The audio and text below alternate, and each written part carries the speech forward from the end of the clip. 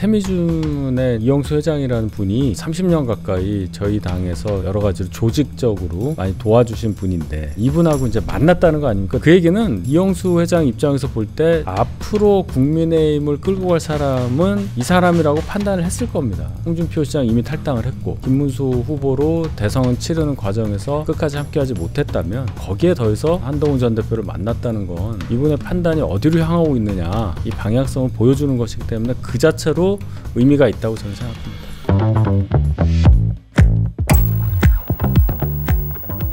지금 이런 상황 때문인지 뭐 영향도 있겠지만 저희 사실은 그 신지우 의원이 저희 월요일 방송에 나와서 한동훈 전 대표 이런 상황에서 출마하는 게 이익이 없다. 내년 지방선거보다는 그 다음 총선에 등판하는 게 낫다. 뭐 이런 얘기들도 조금씩 나오거든요. 거기에 대해서는 좀 어떻게 보시나요? 그러니까 그게 이제 한동훈 대표가 나와서 뭐 당권을 잡냐 안 잡냐는 차원으로만 접근할 분위기가 아니라는 거죠. 그렇죠. 이 상태에서 만약에 한동훈 대표가 다시 출마를 해서 당대표가 된다 한들 작년 하반기에 그 한동훈 대표가 대표직에 있었을 때 상황하고 다를 바가 없다는 거죠. 네. 그러니까 의총의 결과가 당론이라 이렇게 주장하면서 의원들끼리 뭔가를 끌고 가려고 할 거고 최고위원회는 최고위원회대로 또 어떻게 가려고 할 텐데 그 양쪽의 의사가 달라지면서 어떤 게 진짜 당론인지 헷갈리는 상황 그리고 또 의총에서는 한 대표가 의원이 아니니까 소위 말하는 패싱을 할 가능성이 크고 뭐 이러면서 또 똑같은 상황이 벌어질 거란 말이에요. 네, 지금 국힘 얘기하면서 지금 동접자도 많이 늘고 있고 또 김혜우리님이 우리 윤희성님 응원하면서 또 슈퍼챗 써주셨습니다. 감사합니다. 네, 슈퍼챗을 부르는 남자. 네. 네. 아무튼 이런 부럽습니다. 평가들에 대해서 민주당은 어떤 시선으로 이걸 바라봐야 될까요? 그러니까 이제 민주당이 국민의힘을 바라보는 시선이 아니라 정당 정치라는 입장에서 이제 바라볼 수밖에 없죠. 이게 보수와 진보의 어떤 시각이 다르더라도 그 상대편이 틀린 건 아니거든요. 네. 그냥 시각이 다른 것뿐이에요. 그래서 다른 시각으로 서로 간에 이야기하고 타협한 대상이 됐으면 좋겠다라는 마음이 더 강하지 국민의힘 망해라. 왜냐? 우리하고 시각이 다르니까. 그러진 않죠. 네. 사실상 국민의힘에 대해서 제가 계속해서 좀 쓴소리와 비판을 계속하는 이유는 최소한 살아있는 정당이라는 그 징후가 보이지 않아요. 그러니까 정치라는 것들은 기본적으로 공당은 그 조직과 활동이 민주적이어야 한다는 헌법의 기초에서 운영이 돼야 되는 것이고 그 민주적인 부분에 있어서의 가장 근본이 되는 것은 책임입니다. 본인이 권한을 누렸고 거기에 대한 어떤 국민들의 심판을 받았으면 거기에 대한 책임지는 사람이 있어야 되는데 국민의힘은 아직 책임지는 사람이 하나도 없다. 그리고 나서 어떤 혁신을 얘기할 수 있고 또 어떤 변화를 얘기할 수 있을까 라는 측면에서는 국민의힘이 정당으로서는 조금 쇠멸해가는 느낌. 네. 홍준표 전 대구시장이 얘기했듯이 국민의힘은 대선에서 패배하면 보수가 괴멸될 것이다. 그거 잘 생각해라 라는 것이고 사실 지금 국민의힘은 불화가 돼가고 있다고 봅니다.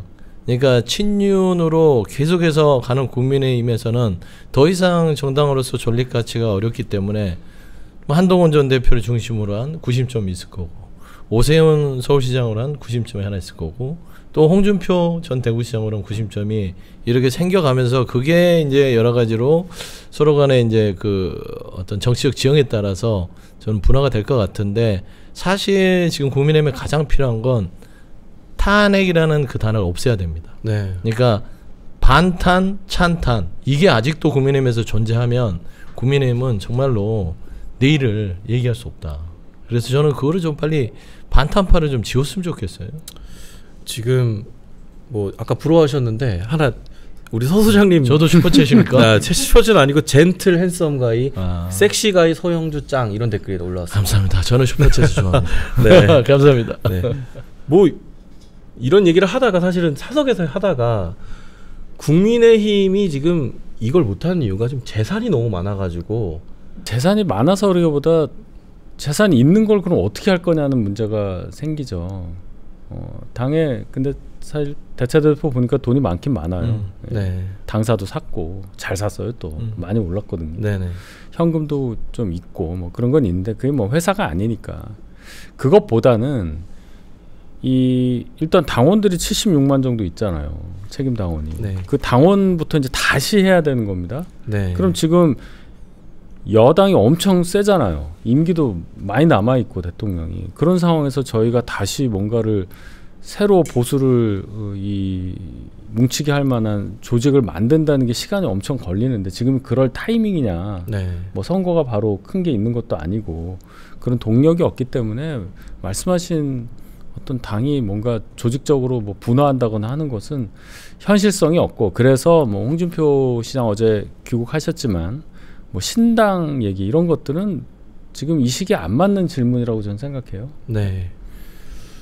윤희석 대표님 나오셨으니까 요거 하나만 좀 여쭤보겠습니다. 어제 최근에 한동훈 전 대표가 그 친윤계 옛 외곽 조직인 뭐 새로운 미래를 준비하는 모임 회장님을 만나셨다고 하는데, 이게 뭔가 좀 당내 좀 영향의 확대 뭐 이런 행보로 볼 수 있는 거 아닌가요? 일단 이 세미준의 이제 이영수 회장이라는 분이 네. 이제 거의 뭐 30년 가까이 저희 당에서 이제 여러 가지로 조직적으로 많이 도와주신 분인데, 예.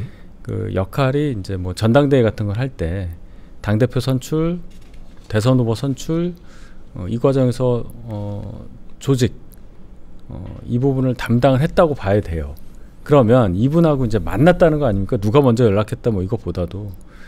그 얘기는 이영수 회장 입장에서 볼 때 조직적인 측면에서만 봐도 앞으로 국민의힘을 끌고 갈 사람은 이 사람이라고 판단을 했을 겁니다. 일단 이영수 회장의 경우에 조금 설명을 보태드리면 홍준표 시장하고 가까웠고, 네. 그래서 처음에 요번에도 대선 그 경선 과정에서 홍준표 후보의 캠프에 있었잖아요. 그러다가 이제 김문수 캠프로 가서 당 전체의 이 선대위에 참여하다가 결국 나오신 거예요. 중간에 여러 가지로 상황이 있어서. 그렇다면 이제 이분의 평가가 나온 거죠. 홍준표 시장 이미 탈당을 했고 김문수 후보로 대선 치르는 과정에서 끝까지 함께하지 못했다면 거기에 대해서 본인이 내린 판단이 있을 거고, 거기에 더해서 어찌되었던 뭐 경위 어찌되었던 한동훈 전 대표를 만났다는 건 이분의 판단이 어디로 향하고 있느냐, 이 방향성을 보여주는 것이기 때문에 그 자체로 의미가 있다고 저는 생각합니다.